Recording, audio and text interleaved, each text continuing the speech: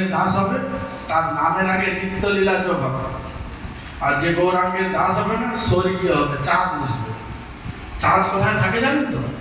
আমাদের মন্দিরের মাথায় কি আছে? ধ্বজা আছে, পতাকা। আর অন্য মন্দিরের মাথায় চাঁদ আছে, মানে সেইখানে পাঠাবে। গৌরাঙ্গ গুণে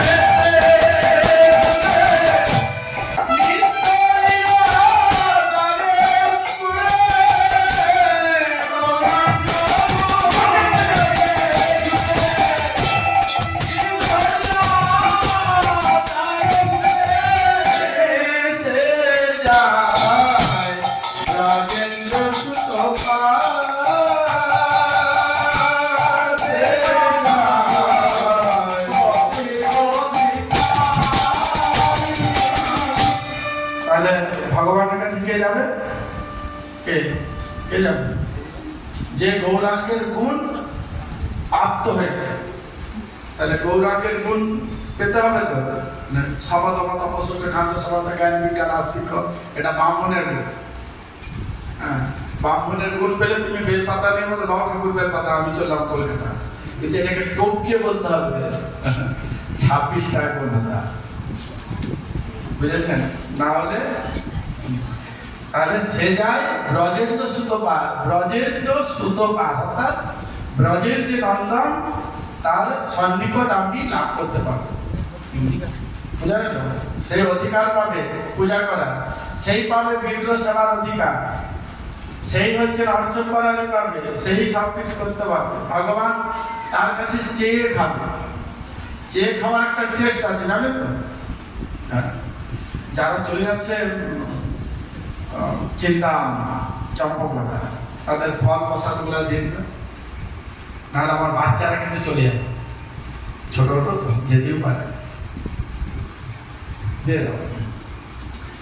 ও গৌর মন্ডল ভূমি দেবা জানে চিন্তামণি, গৌর মন্ডল ভূমি